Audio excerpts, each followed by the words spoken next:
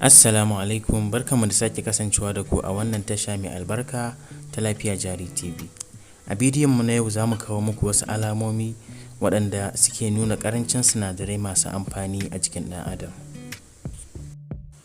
Kafin mu shiga cikin shirin, idan wannan shine zuwanka na farko a wannan tasha, muna roƙonka da ka danna alamar subscribe da kuma ƙararrawa domin ka dinga samun bidiyoyinmu a duk lokacin da muka ɗora su.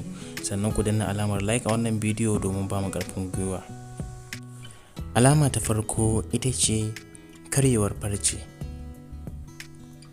Karyewar farce alama ce ta ƙarancin sinadarin vitamin B7. Wannan sinadari ana samun shi a cikin irin su nama, kifi, madara, dankalin Hausa, ayaba da dai sauransu.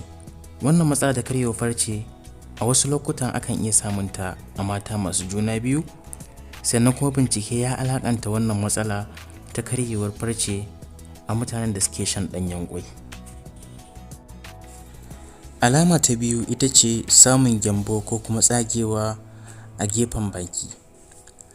Wannan alama ce da bincike ya tabbatar da cewa tana da alaƙa da ƙarancin sinadaran vitamin B, kamar sinadarin vitamin B1, B2 da kuma B6 da kuma sinadarin iron.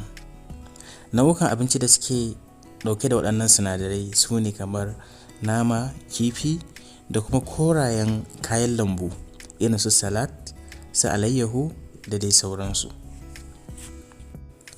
Alama ta uku ita ce fitar jini daga dasashi.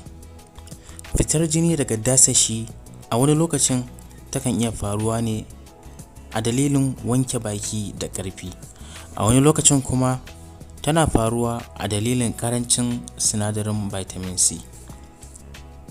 Ana samun sinadarin vitamin C a cikin 'ya'yan itatuwa kamar irin su lemon zaƙi, lemon tsami da kuma irin su zogale da dai sauransu. A nan za mu dakata saboda kada mu tsawaita muku bidiyon. Ina fata kun ƙaru, ku yi sharing da 'yan uwa da abokan arziki domin al'ummar musulmi ta amfana. Sai mun haɗu da ku a bidiyo na gaba.